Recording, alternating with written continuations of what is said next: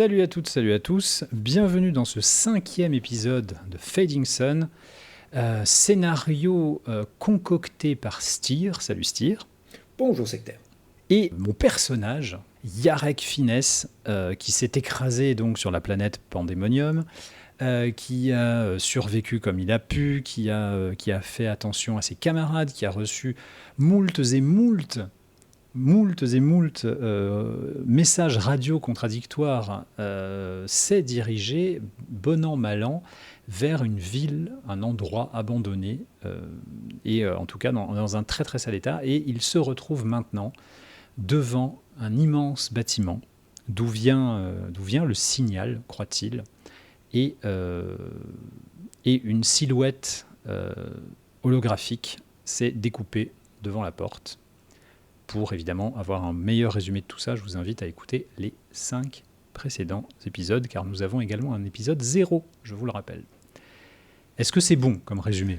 J'ai surtout aussi ajouté le fait que les communications étant compliquées du fait de la nature de la situation sur la planète, tu t'es rendu sur ces coordonnées parce que on t'a plus ou moins, ou tu as plus ou moins cru comprendre qu'il y avait sur place une station, quelque chose qui te permettrait de communiquer. Et de loin, effectivement, c'est ce que tu as pu voir sur les bâtiments. Il y a des antennes, il y a des systèmes de communication. Surtout, il y a marqué centre de communication. Voilà, donc centre de recherche appliquée, mais avec centre ce genre de recherche choses. appliquée. Donc on se dit, tiens...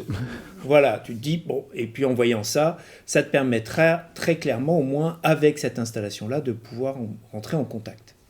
Et oui.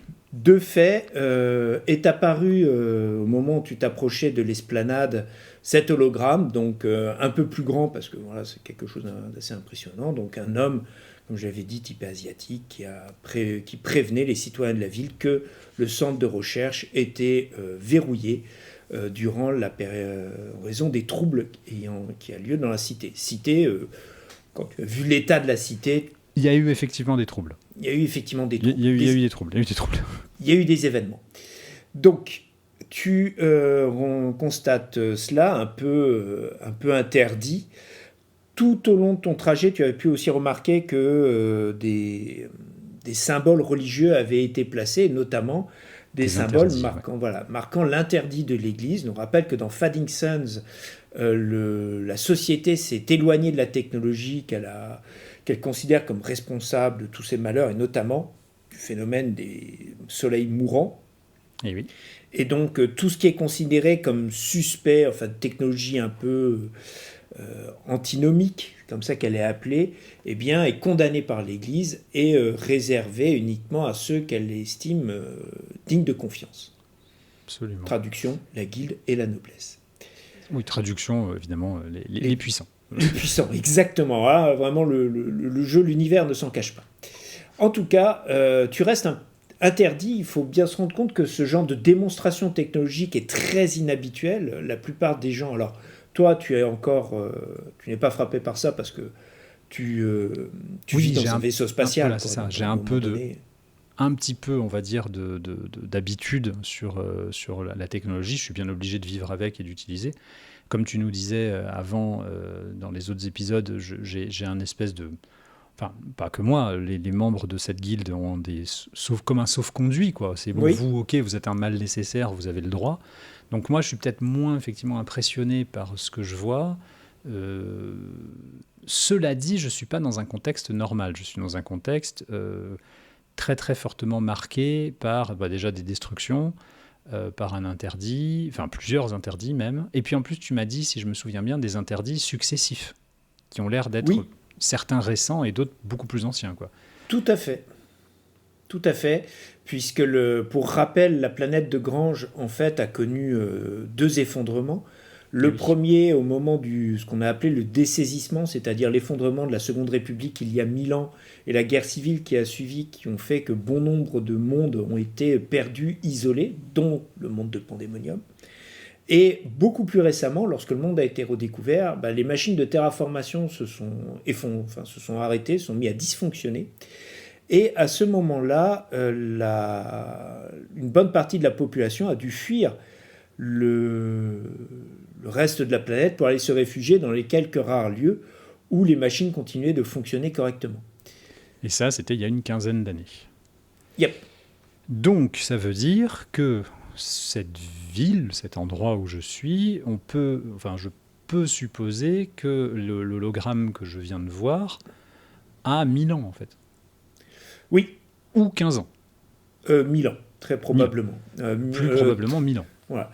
Alors, au passage, dans ta tête, très clairement, tu vois aussi tout l'intérêt. Tu sais qu'il y a des fouinards. Donc, les fouinards sont une guilde qui se spécialise justement dans la récup, qui paierait assez cher pour avoir récupéré les éléments qui permettent de faire fonctionner tout ça. Je comprends mieux ce que feu Yossif Malko voulait descendre faire sur la planète maintenant. Bon, malheureusement, il est mort, mais dans le crash.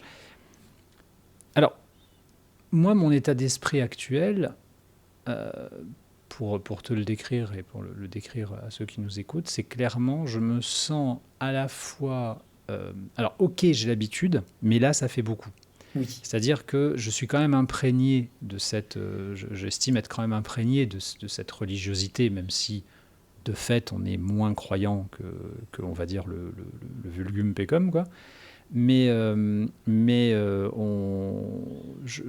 là, ça fait lourd. Alors, ça va me permettre justement de faire un peu un point par rapport à ton personnage. Y a une question qui va être importante. Tu sais, dans l'environnement dans lequel tu es, que tu as des membres de ta guilde qui ont parfaitement intégré le discours de l'Église, à savoir que les guildiens, pour eux, c'est une pénitence. Ils sont obligés de vivre avec cette technologie pour permettre au reste du monde de vivre. Et vivre, c'est-à-dire le commerce de continuer de fonctionner, etc., qui ont parfaitement intégré cela. Il y en a d'autres qui sont de purs hypocrites, parce que, enfin des hypocrites non, mais si dans le sens en disant nous on est des croyants, mais en fait ils profitent de la technologie, alors que, comme je l'avais déjà précisé, une grande partie de la population est revenue à un mode de vie agraire à peu près du 19e siècle. Et tu as tout ce qui se trouve entre ces deux extrêmes. Et donc, ton personnage, pour toi, il se situerait où là-dedans ? Mon personnage, si tu veux, c'est un personnage qui, on va dire, est plutôt du côté de l'athéisme.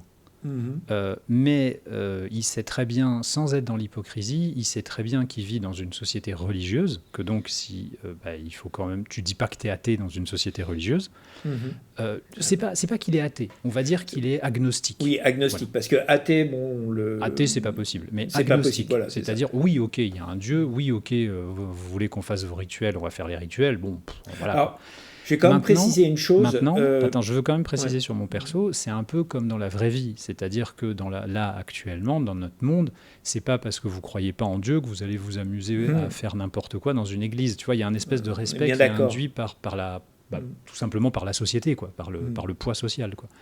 Donc il est un peu dans cet entre-deux-là. Il est pas fondamentalement croyant, il n'est pas fondamentalement hypocrite, il est une espèce d'agnostique en disant oui, on se conforme à ce que la société, à ce que la religion et la société veut, mais voilà, c'est juste histoire qu'on nous foute la paix, quoi. Alors, j'ouvre une toute petite parenthèse par rapport à la notion d'athéisme dans Faddington. Le fait c'est qu'il y a des pouvoirs psy. On en a déjà parlé.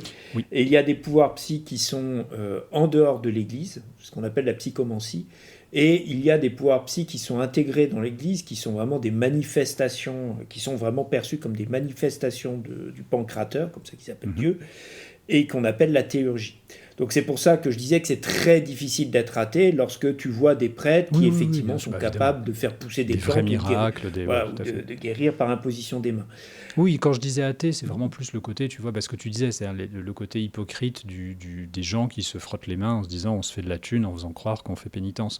Il est pas là-dedans, du tout. Il est vraiment dans le côté je fais mon taf. Non. Alors, pas non par contre, tu sais que Erkan, donc Erkan, je rappelle, qui est le patron de la compagnie commerciale pour laquelle tu travailles, lui appartient plutôt à cette seconde catégorie, c'est-à-dire qu'effectivement, il a pas de problème à transporter des membres de l'Église, à aller au confessionnal, etc., pour dire oh là là, c'est terrible, toute cette technologie que j'ai dû manipuler. Et à côté, profiter très largement des bienfaits de la dite technologie. De fait, c'est ce que je fais aussi, mais si tu veux, de façon peut-être moins cynique. Voilà. Autre point, c'est ce qui explique aussi le rejet de l'Église de cette Seconde République, parce que la Seconde République, elle, a eu tendance à vouloir expliciter tous ces pouvoirs-là, et donc rejeter en gros l'explication mystique, spirituelle, en disant mais non, vous délirez, construction de l'esprit, que tout cela, etc., etc. Et donc autant dire qu'effectivement c'est plutôt mal passé. Donc dans le cas de ton personnage, cette confrontation directe avec finalement cet héritage de la Seconde République représente quand même un peu la goutte d'eau par rapport à une journée qui a été déjà particulièrement pénible. Oui. Et, voire même une semaine difficile. On va dire. Une semaine difficile. Donc tu ne peux t'empêcher effectivement d'avoir un mouvement de recul, mouvement qui est subitement arrêté quand tu entends ricaner derrière toi. Je me retourne d'un bloc. Tu ne sais pas quand l'apparition qui se trouve devant toi a pu surgir, mais visiblement elle est là depuis quelque temps. Tu vois un homme assez âgé, vêtu de guenilles, le torse apparent, mais avec vraiment des signes assez avancés de malnutrition, des tatouages religieux partout sur le corps, et tenant une sorte de crosse fait de briques et de brocs. Tu penses être une sorte de tige de métal qui a été après aménagée avec des aimants pour former un peu le symbole de l'orthodoxie. Et oui, regarde, l'impie. Toi aussi, tu as senti l'antinomie. Il se rapproche, il se redresse. Tu sens que les capacités physiques ne sont plus tout à fait là. La personne semble souffrir de tous les maux classiques d'un manque, on va dire, d'hygiène, de nutrition, etc. Il est un peu courbé en deux, voûté.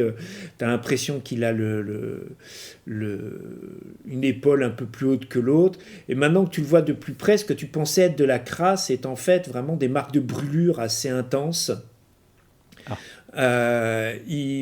Deuxième point, il est grand. En fait, voûté comme il apparaît à peu près à ta taille, mais tu penses que redresserait, il ferait facilement une tête de plus que toi. Il a les avant-bras un peu longs, noueux, presque. Il est humain. Enfin, je veux dire, oui, il est humain. Oui, très clairement humain. Il est pas déformé, mais tu sens que c'est quelqu'un qui devait être autrefois, tu vois, dans la force de l'âge, tu vois, le grand, bien bâti, tu sais, le poster de recrutement de l'armée, tu vois, ce genre de choses. Mais voilà, il y a quelque chose, il y a eu une brimade, enfin bref, quoi que ce soit. Et il te regarde. Qui es-tu ? Et que viens-tu faire ici ? Tu ne veux pas parler Gilad ? Pour moi, cela prouve que... Mon père, je m'incline. Mon père. Pas de père ici, plus de père. Plus de père depuis bien longtemps. Mais vous êtes un homme de Dieu, pourtant. Vous êtes un serviteur de... Il plisse les yeux. Alors, tu vois, il se penche vers toi. C'est ça ? Oui, du pancrateur. Il se penche vers toi. Alors, c'est assez bizarre parce que il est penché naturellement. Mm-hmm. Et de fait, en étant penché, il est quand même à la même hauteur que toi.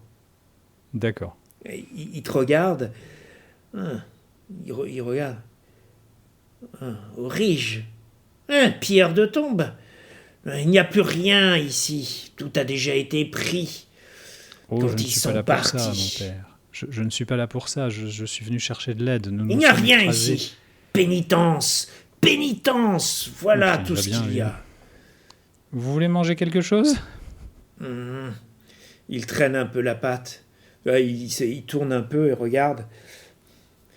Ils ont été nombreux à vouloir rentrer. Frère Personne n'est jamais rentré ? Moi aussi. Je leur dis, si vous allez là, les ténèbres antinomiques aspireront votre lumière et vous rendront aveugles à celle du pancrateur.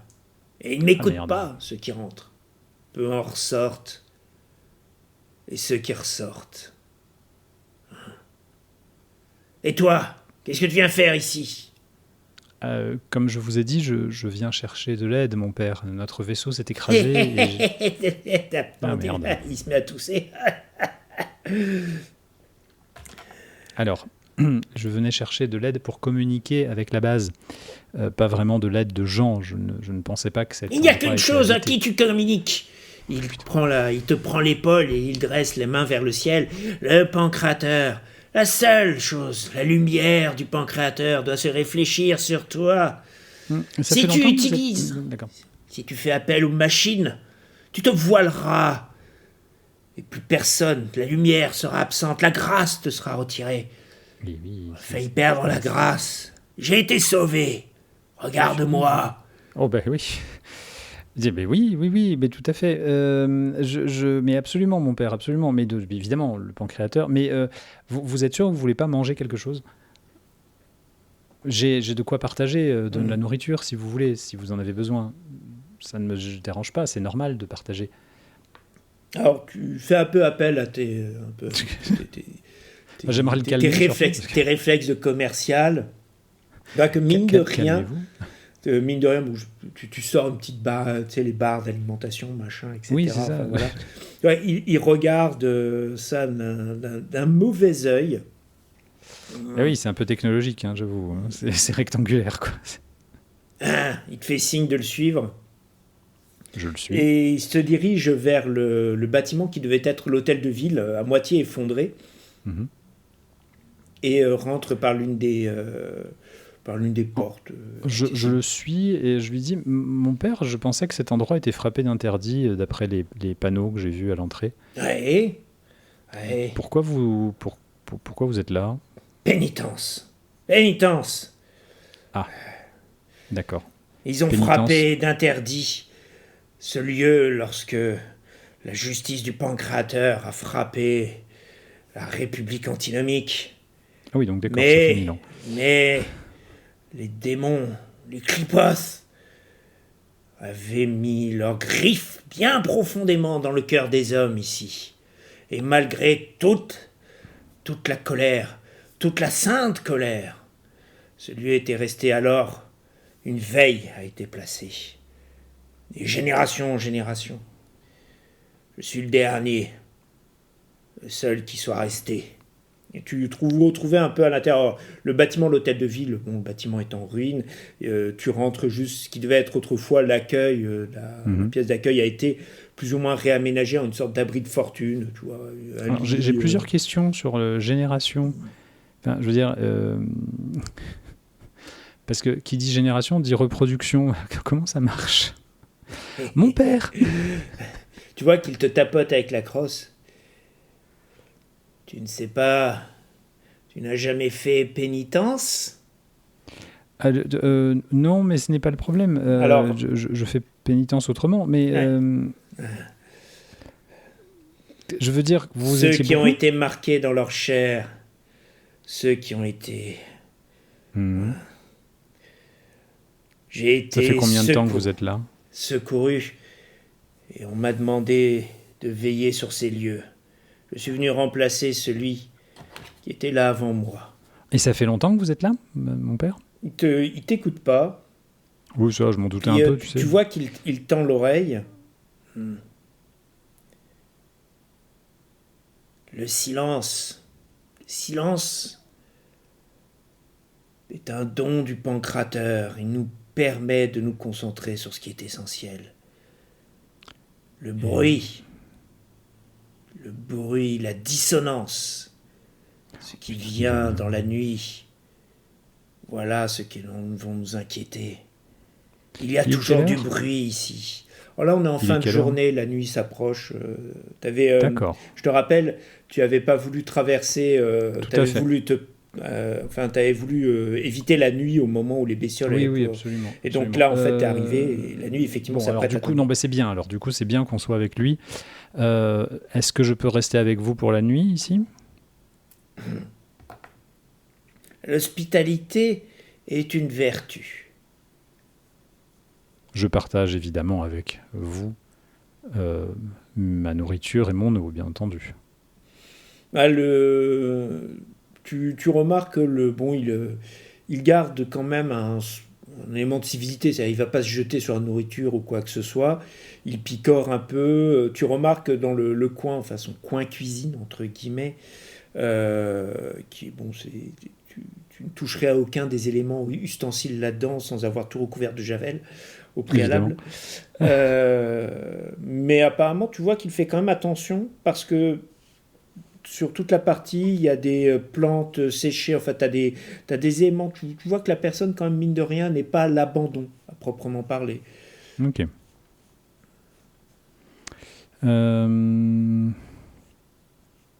Je prends ça pour un oui. Je peux donc passer la nuit avec vous. On est en sécurité ici parce que il y a souvent des tempêtes. Lorsque le pancrateur a décidé de rappeler à Grange qu'il était le seul maître de son destin, ils sont tous partis. Je suis resté. Ici, il ne reste plus que moi et Clipots, dit-il en pointant en direction du centre de recherche. Qui ça? Les Clipots, les démons, comme vous les appelez, pardon, vous. Oui. Oui, les démons. La dissonance. Ils sortent souvent, ces démons? Non. Les vigiles, ceux qui ont combattu, les saints guerriers qui ont puni les antinomistes de la République, ont scellé le lieu. De temps en temps, quelques inconscients viennent. Je les avertis, je les préviens. Mais je ne les retiens pas. Plus de violence. Ils viennent d'où? Ce que j'en sais. De temps en temps. Ils sont pas agréables avec vous? Ils sont... Non, jamais. Ceux qui ont essayé.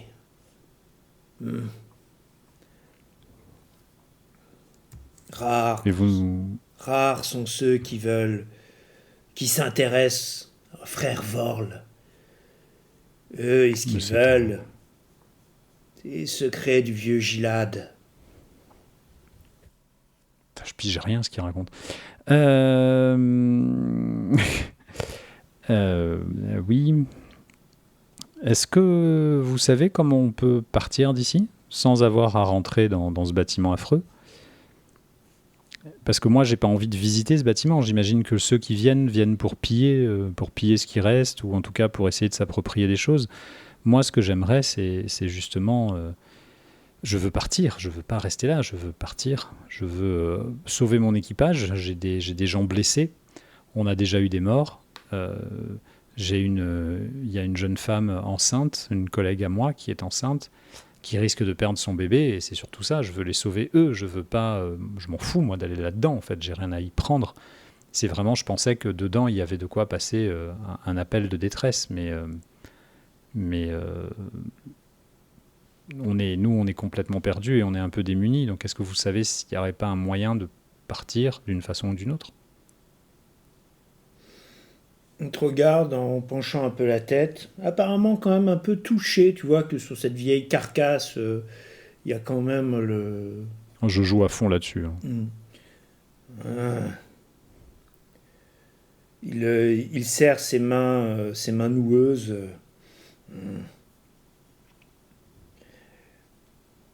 Bon, en plus, c'est Il vrai. y a quelques... Vous ne devez pas rentrer. Il n'y a jamais rien de bon qui en est sorti. Mais le seul moyen de rejoindre la cité de...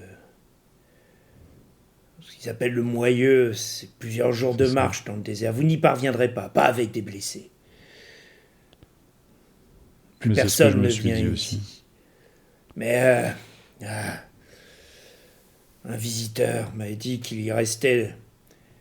Il était venu pour ça, d'ailleurs. Il était venu pour les machines pensantes qui se trouvaient à l'intérieur.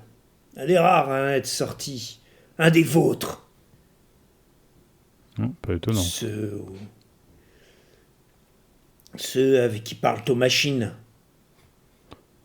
Il m'a dit qu'il y avait encore des machines qui fonctionnaient là-dedans. Il était seul, comme vous. Mais je l'ai vu à sa face. Lui n'avait pas peur. Méfie-toi de celui qui n'a pas peur de la colère du pancrateur. Putain, il est reparti, lui. Oh non. Donc effectivement, il repart un peu. Ouais. Et quand il est ressorti, Il te passe la main sur son visage, étalant un peu la crasse qu'il a sur son visage. Lorsqu'il est ressorti, j'ai vu l'antinomie étalée sur lui. Il était vide. Ah, j'ai prié, j'ai appelé la fureur, le pancrateur, pour qu'il le terrasse. Il s'est contenté de passer.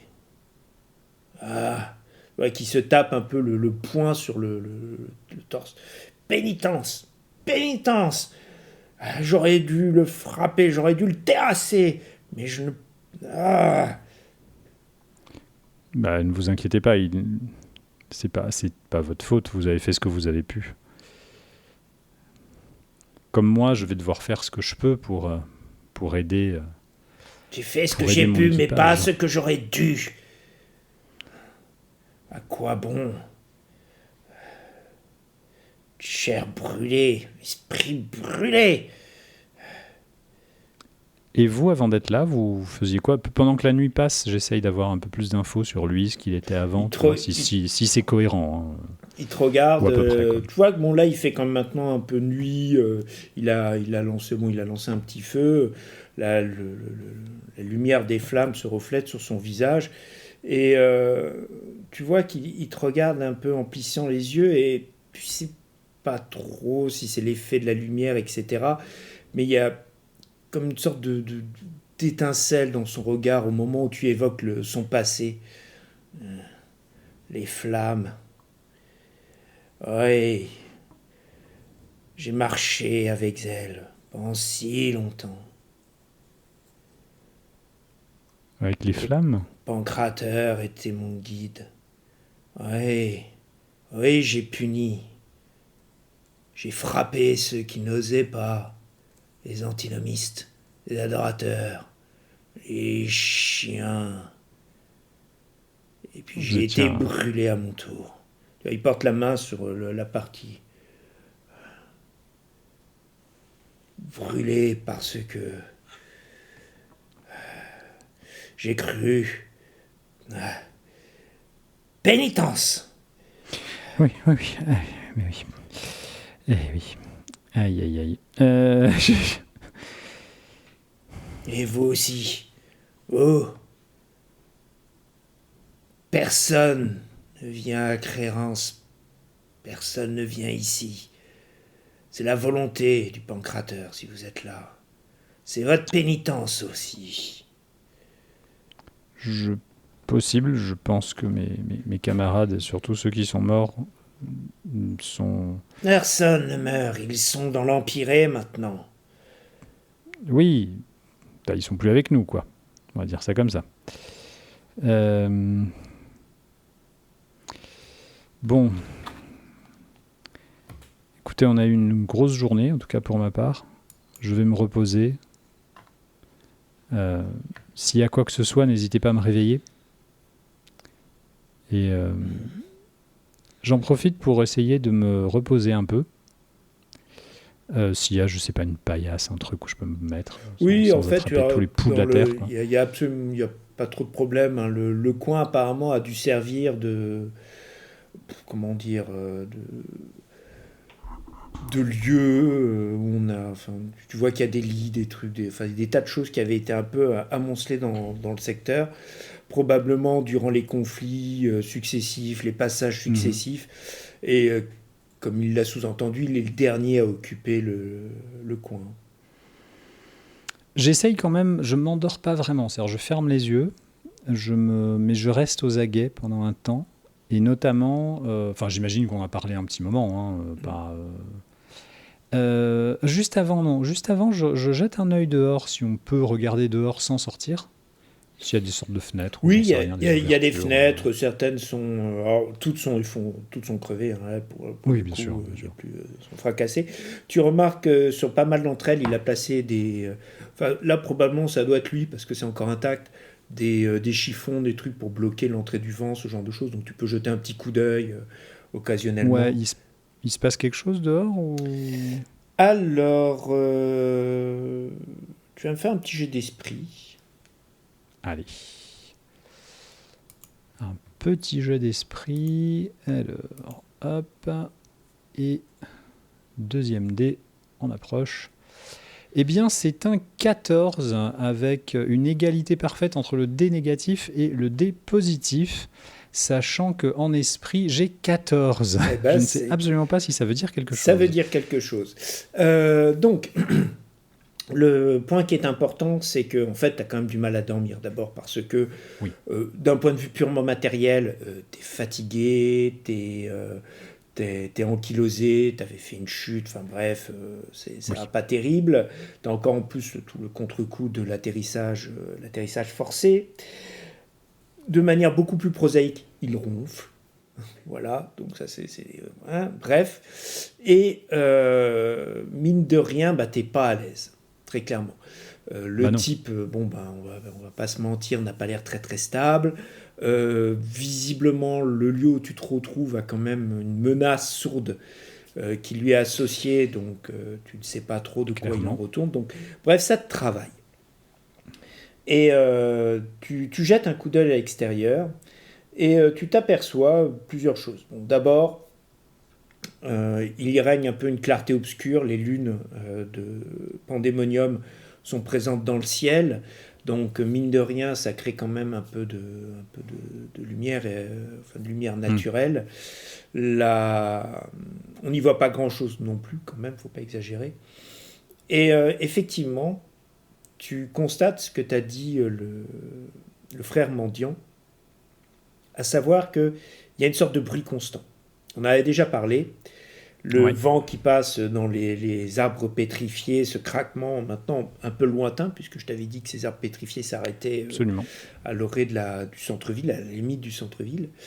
Mais tu l'entends, c'est toujours là, c'est toujours présent, ce vent qui souffle.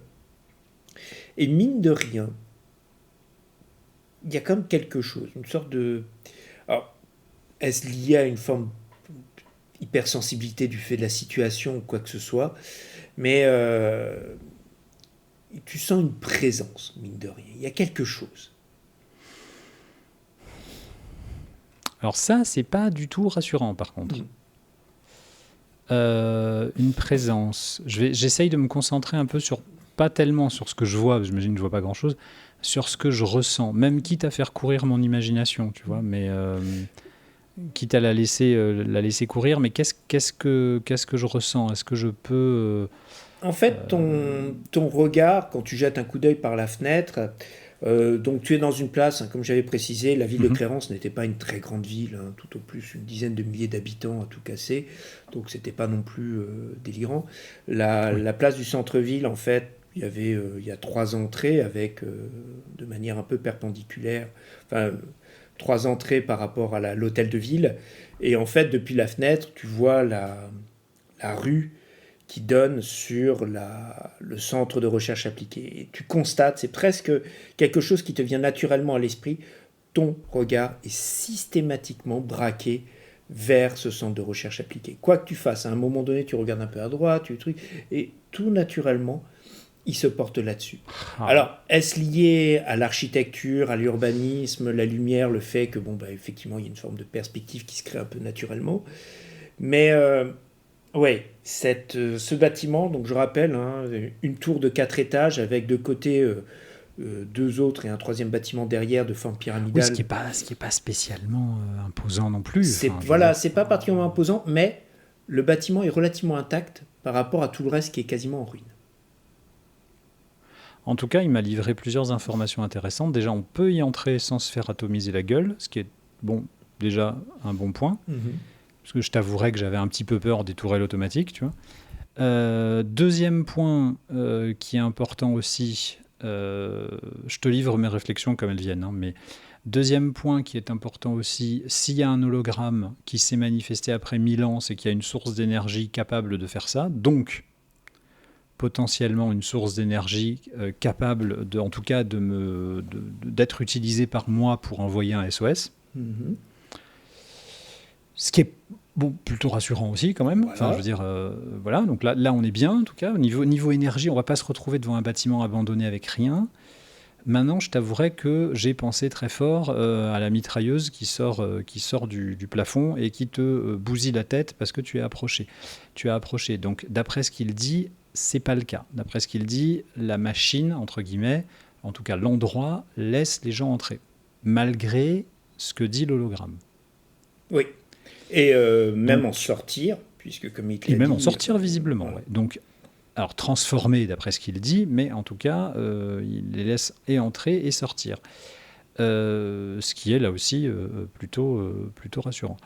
Alors, le discours du frère mendiant est un discours un peu... Bon, alors, hormis le côté très confus, est assez classique. Hein, c'est-à-dire que... Alors, j'ouvre une toute petite parenthèse parce que ça, c'est quelque chose qui est connu de tout le monde. Hein. Le credo de l'église du Pancrateur est relativement simple. Le Pancrateur illumine de sa grâce l'univers. Cette grâce descend à travers de l'empyrée jusqu'au monde matériel.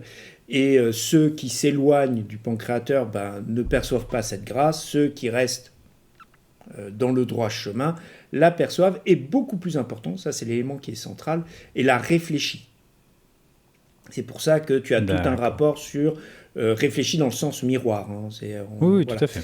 Ceux qui ne réfléchissent pas à la lumière ont tendance à l'absorber, à la faire disparaître, etc. C'est pour ça que tu as tout ce discours autour de les ténèbres, la lumière, etc., etc., parce que ça fait vraiment partie, entre guillemets, du dogme. Et donc, certaines pratiques ternissent le miroir de l'âme, notamment la technologie. D'autres pratiques, au contraire, tentent à rendre le miroir de l'âme plus réflectif. Et donc forcément, ceux qui sont rentrés, blablabla, les monstres, des horreurs, etc. Donc c'est pour ça que tu vas avoir souvent dans les représentations religieuses, les gens... Alors c'est assez habile parce que ça explique par exemple c'est sur la tête des saints. Maintenant je ne me rappelle plus le terme. Le truc lumineux. Les halos lumineux, voilà. Les halos, etc. Parce que les personnes saintes reflètent la lumière de Dieu, etc. Oui, etc. Voilà. Évidemment. Tout à fait. Ok. Oui, et puis ça explique comment on s'est éloigné de la techno, enfin comment on s'est éloigné de Dieu et qu'on a choisi la technologie. C'est pour ça que les étoiles meurent, parce que justement elles s'éteignent et blablabla. Vous avez été nuls. Enfin voilà. Exactement. Tout le discours. Repentissez-vous pécheurs. C'est ça. Qui s'est construit en observant la nature. Voilà, et ça explique aussi, ça c'est un point qui va être important, que l'Église croit fermement dans sa mission de sauver les gens. C'est pas un discours, pas un discours hypocrite. Hein. De toute façon, les soleils s'éteignent, on voit. Les soleils s'éteignent, on le voit, oui, c'est ça. Donc l'important, c'est de faire en sorte que les gens meurent en bons croyants, quoi. Oui, parce que mourir, on va mourir, quoi. Oui, c'est vraiment, c'est l'apocalypse est là pour de vrai. C'est pas les témoins de Jéhovah. Enfin, si, c'est les témoins de Jéhovah, mais qui ont raison, quoi. Enfin, qui ont raison, qui montrent que regardez, ça existe. Qui ont un élément d'explication. C'est ça. Ok, donc ce qu'on va faire, ce que j'aimerais faire, il faut vraiment que je rentre dans ce bâtiment, quoi. Il est éclairé le bâtiment là pendant la nuit. De l'extérieur, tu vois rien d'allumé. Rien d'allumé. Et il y a des fenêtres, hein, tu m'as dit. Ouais, alors, les fenêtres, comme tu as des grandes baies vitrées. Alors, tu avais, imparfait, des baies vitrées. Bon, celles-ci, elles sont cassées. Cependant... même de ce bâtiment-là, c'est cassé. Alors, je parle des baies vitrées qu'on trouve au rez-de-chaussée, etc. À l'étage, par contre, point que j'aurais dû te signaler, tu constates que toutes les fenêtres, en fait, sont verrouillées.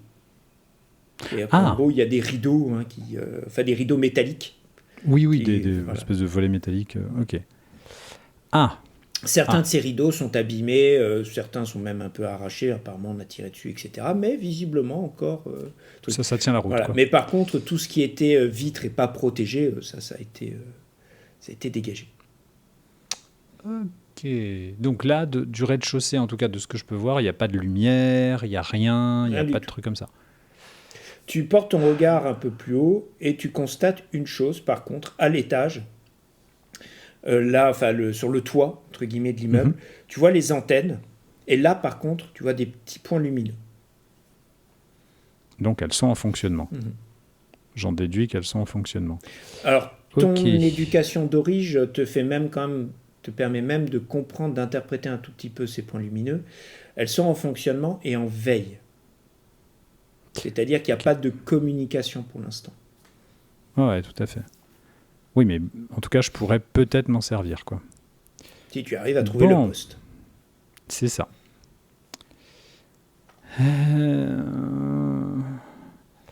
Alors j'ai deux choix. Je vais essayer de me reposer quand même, si c'est possible, parce que je peux pas y aller crever. Non, ça, il faut dormir. Il faut que je dorme. J'ai une espèce de montre qui peut faire réveil ou une connerie dans le genre. Ça, il n'y a pas de problème au niveau équipement. Il est quelle heure? Là, on arrive facilement 22h, 23h. Je me mets un réveil discret, vers 4h du matin, 4h30. Ok. L'idée, c'est... j'ai observé à quelle heure se levait le soleil ou c'est aléatoire parce que... non, là, parce que YOLO, la planète. Non, la planète, c'est pas YOLO. C'est pas complètement YOLO.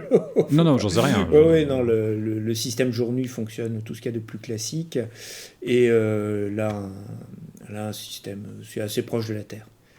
D'accord, donc on va dire que le soleil se lève aux alentours de 6h. Voilà, j'essaye d'être réveillé aux alentours de 5. D'accord. Pour avoir suffisamment dormi, mais observer l'heure la plus noire de la nuit, juste avant l'aube, et pouvoir observer ce qui se passe. D'accord. Voilà. Après, j'ai pas trop. Il a pas l'air de. Lui, il dort. Il prend pas de précautions particulières. Genre le mec, il est là, il s'est mis sur sa paillasse et il ronfle. Oui, c'est ça. Il s'est installé. Alors tu remarques, comme je t'avais précisé, c'est pas non plus un animal. Hein. Le gars, il s'est quand même installé son coin. Tu remarques. Alors point important. Il s'est livré à des rites théurgiques, tout ce qu'il y a de plus classique, auxquels tu t'es soumis, entre guillemets, parce que bon, voilà. Puis il y a rien d'exceptionnel, hein, c'est-à-dire en gros le bénédicité, la prière du soir, ce genre de choses, quoi. Voilà. Et il est allé se coucher. Le début a été un peu compliqué, il parlait dans son sommeil, des trucs, bon, tu vois, pénitence, colère, flamme, ce genre de choses. Et puis au bout de quelques temps, il s'est endormi et s'est mis à ronfler. Oh merde, il va bien. Bon, j'essaye de me trouver un coin pas trop crasse, et puis pas, voilà, qui m'a l'air à peu près sécure, quoi, on va dire. Et j'essaye de pioncer un peu. Ok. Alors évidemment, tu te doutes bien, hein, je dors tout habillé avec mon arme. Enfin, il est hors de question. Je sais pas, genre je me fous en pyjama, tu vois, pyjama chaussettes. Non. Voilà. Oui, c'est évidemment. Le repos de fortune. Prêt à bondir quand même. Hein. Écoute, la fatigue aidant, tu t'endors quand même assez rapidement.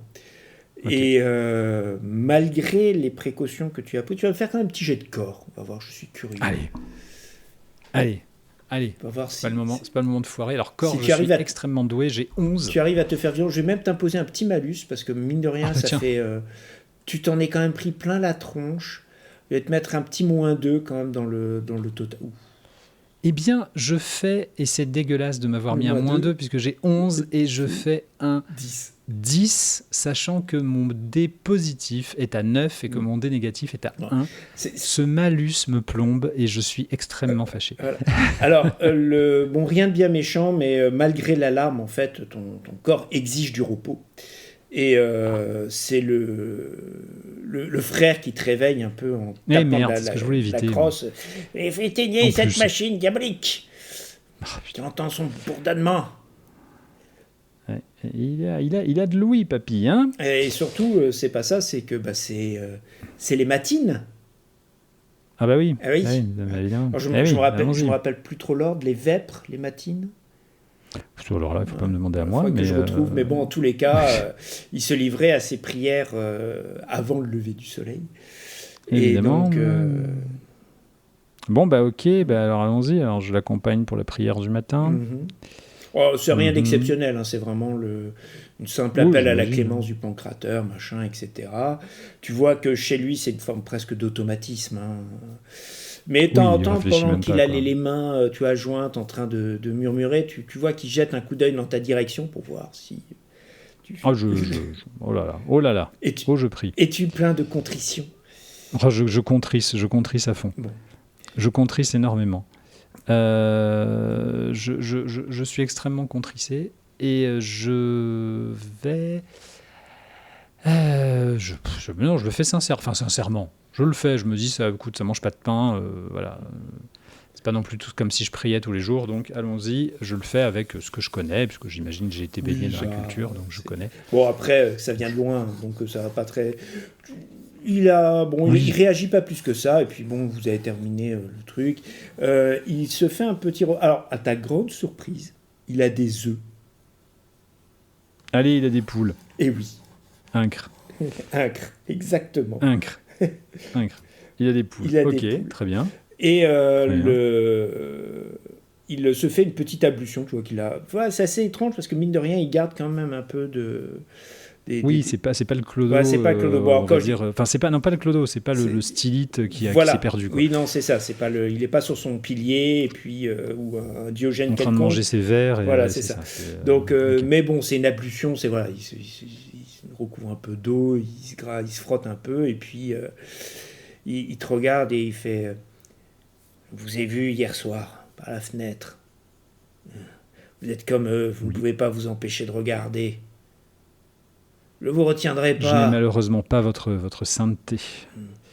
Je ne retiendrai pas. Je dis ça tout à fait sincèrement. Je ne peux pas.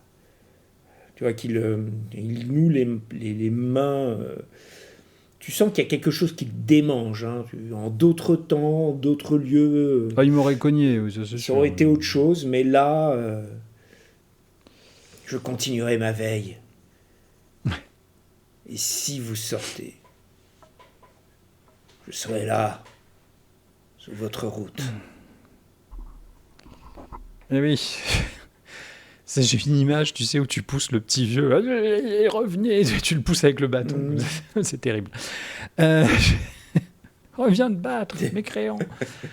Bon, c'est affreux.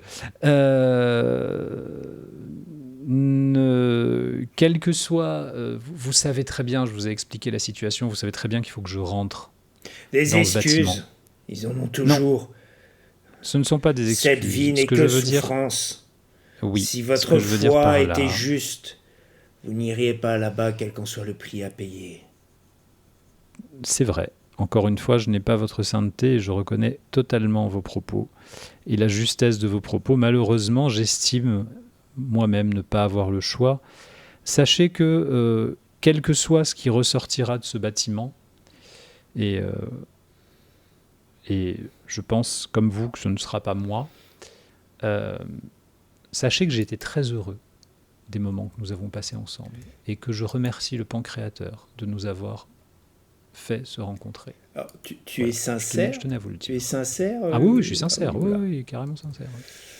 Alors, il te regarde l'air un peu stupéfait, puis il te fait signe de t'en aller dans le... Est-ce que j'ai assez pour lui laisser des trucs à bouffer ou Oui, tu peux, il n'y a pas de souci. Je lui laisse des choses, je lui dis voilà, c'est pour vous remercier, je ne sais pas comment vous remercier autrement, je suis vraiment désolé de vous décevoir, mais j'ai malheureusement mes propres obligations, mais je vous laisse cette nourriture. Alors, comme j'avais précisé, hein, ton vaisseau était équipé largement en kit, entre guillemets, en kit de survie. Il y avait largement de quoi tenir. Oui. De toute façon, où j'arrive à appeler les renforts, voilà, où j'arrive à appeler, où de toute façon on est foutu. C'est pas 3 barres chocolatées et 2 barres énergétiques qui vont changer un truc. Tu vois. On est bien d'accord. Voilà, donc je lui laisse très très très très gentil pour le remercier de son hospitalité, je trouve ça normal. Et puis voilà.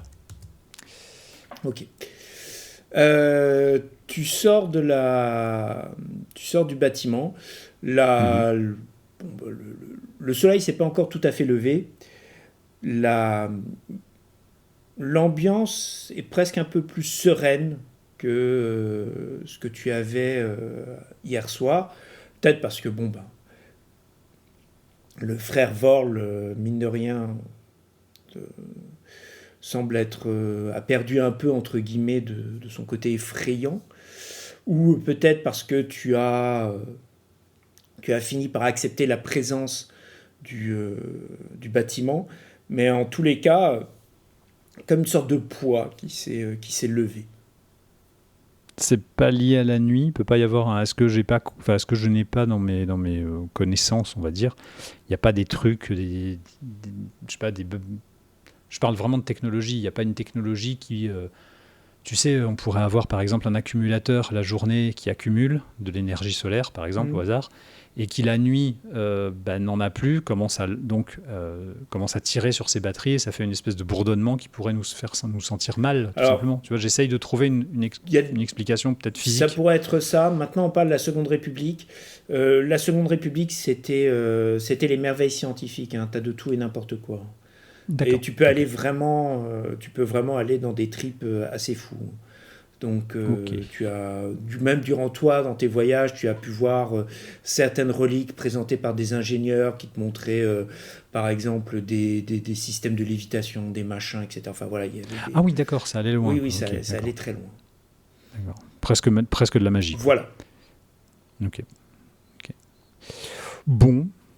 Non, je pensais plutôt c'est un truc à la Hawkmoon, quoi, où toi tu te fais tout un délire et en fait c'est quelque chose de plus terre à terre finalement. Il y a ça. Après, ça peut être totalement ça. Hein.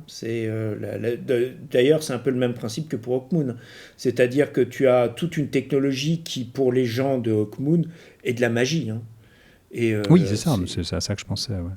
Mais comme moi j'ai un peu plus accès, on va dire, à la vraie technologie, avec tous les guillemets nécessaires, je me disais, est-ce qu'il n'y a pas moyen que j'analyse, est-ce que mon perso ne peut pas analyser ça comme ça, ou est-ce qu'il n'y a pas un biais dans ce genre? Il y a un point qui est important, c'est que ça va être peut-être la différence entre Hawkmoon et Fadingson. Dans Hawkmoon, la technologie a été oubliée.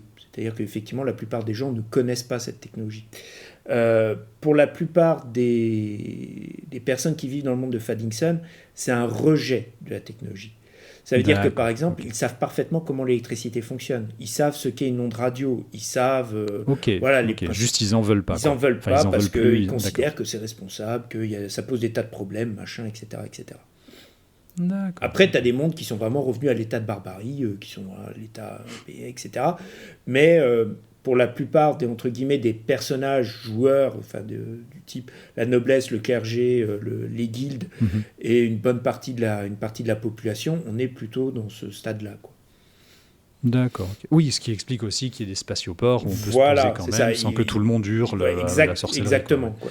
On voit ça un peu avec défiance, mais on ne va pas non plus dire c'est de la magie, quoi. C'est ça, ok, d'accord. Parfait. Bah écoute, un peu rassénéré par rapport à hier soir, en meilleure forme j'espère, et je me suis un peu sustenté quand même aussi le matin. Eh bien, nous allons nous diriger tranquillement, mais alertement, vers l'entrée, puisque de toute façon, il n'y en a qu'une. Tu sors un peu en même temps que lui, il va dans une autre direction, il va derrière l'hôtel. Il jette un dernier coup d'œil et puis, agitant sa crosse, je lui fais un au revoir de la main. Et tu te diriges vers donc, le CRA. Quand tu t'approches du CRA, l'hologramme réapparaît à nouveau. Exactement. Avertissement aux citoyens de la ville en raison des troubles, machin, etc., etc. Tu décides cette fois-ci de l'ignorer et passes la porte d'entrée. Te retrouve donc cette fois-ci dans l'esplanade. L'hologramme apparaissait au milieu de l'esplanade et devant toi se trouve l'entrée du bâtiment. L'entrée, c'est typique de ces bâtiments un peu administratifs, tels qu'on connaît nous-mêmes, hein, c'est-à-dire toi, l'entrée d'une mairie, ce genre de choses. Donc une baie vitrée avec à côté, c'était un petit panneau rez-de-chaussée, premier étage, donc qui est complètement détruit, mais tu vois qu'il devait en rester un peu très fonctionnel. Voilà, très fonctionnel. Et par contre, là où il n'y avait pas de baie vitrée, c'est-à-dire là où il y a des murs, tu vois que sur ces murs, il y avait des choses qui avaient été sculptées, mais les combats, l'usure des temps, tout ce que tu veux, ont en grande partie endommagé des fresques. Certaines de ces fresques ont mine de rien survécu, mais des bouts, tu reconnais des visages, tu vois des faces, des visages d'êtres humains, etc. Apparemment, il y avait aussi une petite volonté esthétique dans le secteur. D'accord. Tu as donc devant toi l'entrée principale de la tour. Autour de la tour, donc sur le pourtour de la tour, tu as toute j'allais dire un sentier, non. Une coursive, quoi? Non, pas une coursive. En fait, tu peux faire le tour de la tour et à côté, tu as les 3 bâtiments, donc de forme pyramidale. Oui. Ces 3-là, par contre, sont beaucoup plus abîmés. Il y en a un, même celui qui est derrière, tu fais un peu le tour quand même pour jeter un coup d'œil, en faisant très attention. Tu vois que de toute façon, tout ce qui faisait pas partie de la tour a été en grande partie endommagé, mais en bien meilleur état que ce que tu as pu voir. Par contre, mis à part au moment où tu fais le tour, tu vois à l'arrière du bâtiment un trou vraiment qui a été fait à l'arrière dans le mur au niveau du rez-de-chaussée, donc par lequel on pourrait passer. Mais un trou de quelle taille? À peu près taille humaine. Ah oui, d'accord, donc ok, une grosse explosion, enfin une bonne explosion. Une bonne explosion. Et surtout, le point qui est assez important pour toi, tu as quand même l'impression que c'est assez récent.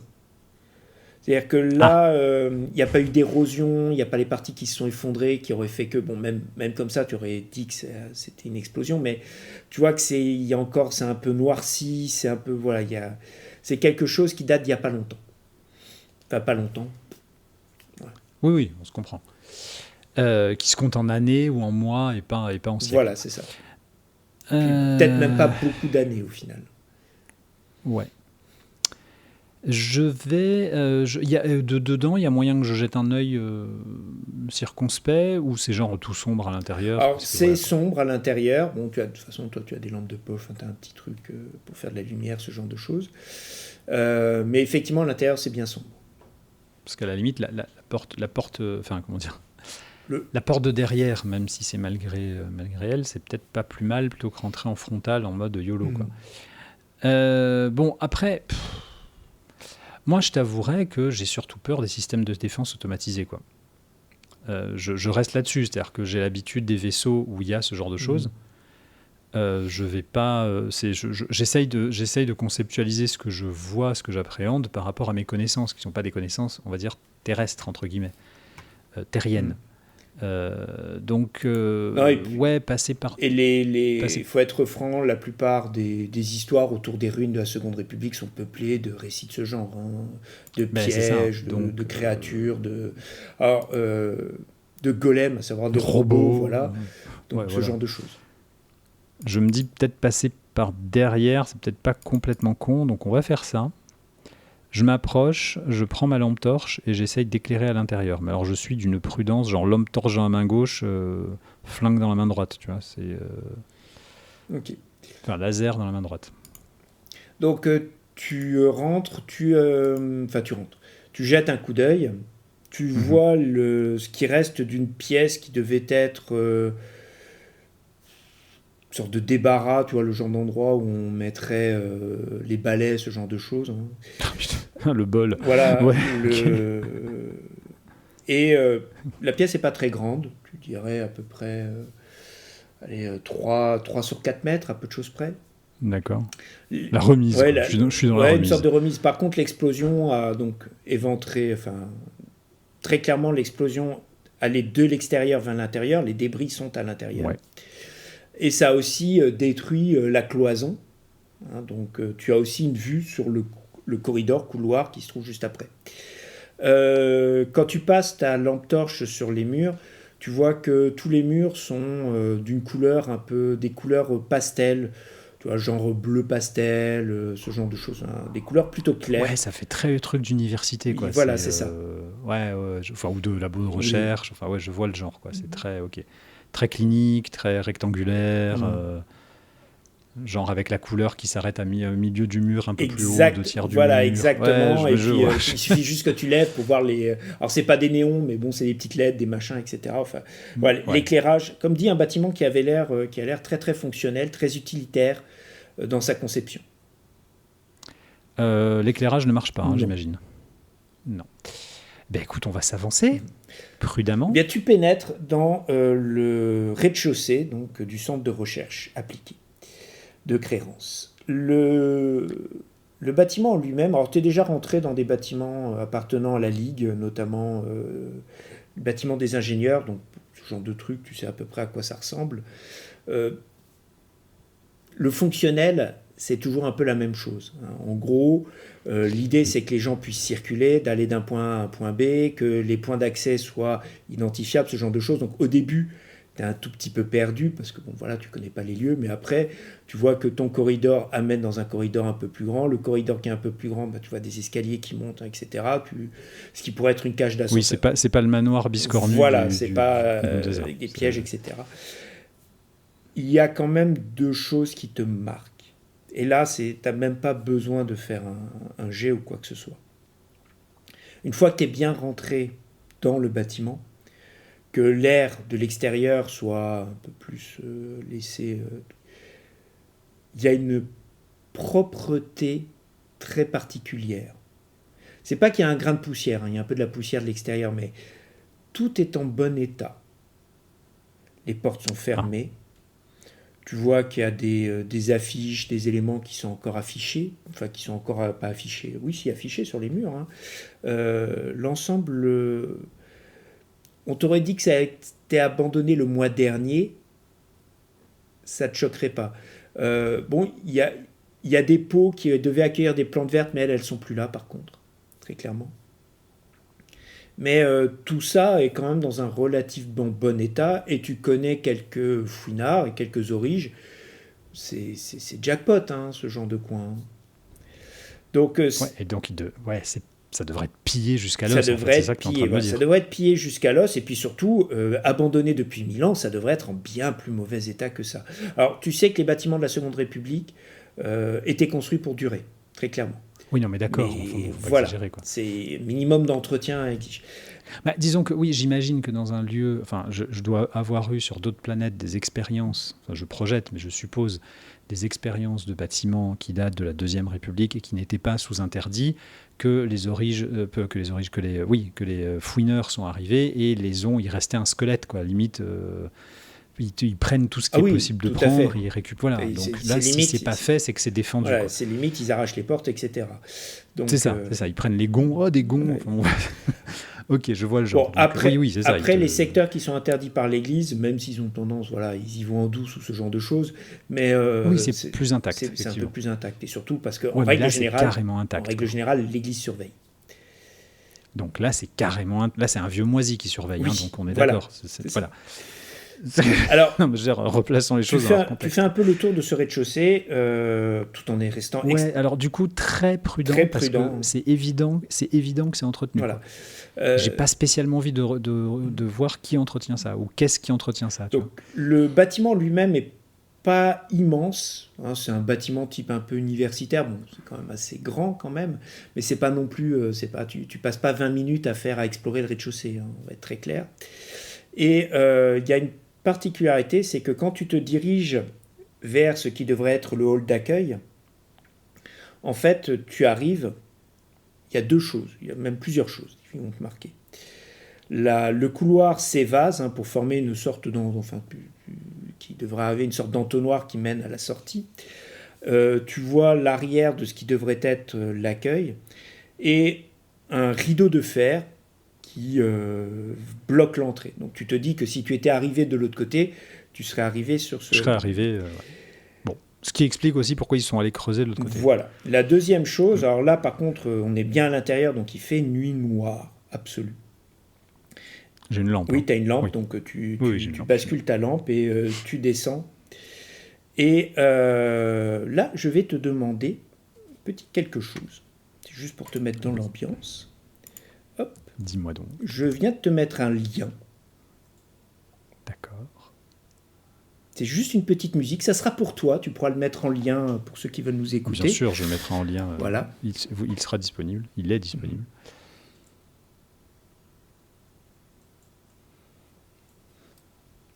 Allons donc. Et donc, au moment où tu descends ta lampe, tu vois que des corps, mais vraiment des piles de corps, qui ont été amoncelés contre la grille.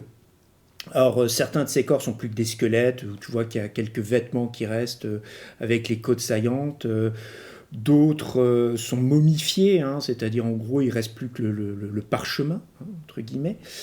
Et tout ça a été empilé contre cette plaque métallique. Plaque métallique. Empilé, c'est... C'est-à-dire empilé. C'est pas les gens qui ont essayé de sortir qui se sont retrouvés morts. C'est empilé. Tu pourrais pas dire, parce que bon, là pour l'instant, voilà, tu viens de t'arrêter là-dessus. Et tu vois que sur l'un des volets métalliques a été gravé, tu pourrais pas vraiment le dire, tu as l'impression que quelqu'un a utilisé une sorte de chalumeau, tu sais, pour essayer d'ouvrir le truc, mais les 3 lettres MER, c'est comme s'il avait voulu écrire quelque chose, renonçant à ce qu'il voulait faire, et qu'il a voulu écrire quelque chose, et ça s'arrête là. Il y a combien de corps à peu près à la louche? Oh, là, tu pourrais dire entre une vingtaine, un peu plus. Oh punaise, ah oui, c'est un charnier, quoi. Et il n'y a pas d'odeur? Ah non, enfin, depuis le temps, non, il n'y a pas d'odeur. Ah d'accord, c'est des très vieux corps. Comme je t'ai dit, le reste, c'est une partie, c'est des squelettes, l'autre, c'est des corps momifiés. C'est-à-dire, il reste... D'accord, c'est pas récent. Ah non, c'est pas récent, c'est pas un charnier... Genre, il n'y a pas des gens habillés comme moi, quoi. Non. Après... D'accord, ok. Mais non, c'est un peu rassurant. Ok, j'arrive dans un très vieux tombeau, en fait. Tu as quand même un mouvement de recul, très clairement. Ah bah oui, clairement. Et tu me fais un petit jet d'esprit. Non, dame. Dame. Oui, très clairement. 15. Allez. Eh bien, c'est un succès avec toutefois le dé négatif un tout petit peu supérieur. Je fais 6 au négatif, 5 au positif. Tu as quand même une montée de panique, très clairement. Tu as la respiration qui en prend un coup. Oui. Tu rationalises il faut sortir, sortir d'ici. Bon, s'il y a des corps, c'est-à-dire qu'il y a des choses qui ont tué. Enfin bon, tu prends des raccourcis. Oui. Tu te retournes. Ta lampe fait vraiment le retournement à 180 degrés. Et au fond du couloir se tient une silhouette. Une femme jeune, tu dirais à peu près la vingtaine, qui te regarde. Pareil, de type un peu asiatique, les yeux, le teint, etc., te laisse deviner, qui penche la tête. Est-ce toi, père? Et je te propose qu'on s'arrête là. Merci à toutes et à tous de nous avoir suivis jusque-là. Le prochain épisode, ce sera bien entendu la prochaine fois. Et en attendant, merci Steve. Merci Sectaire. À la prochaine. Salut.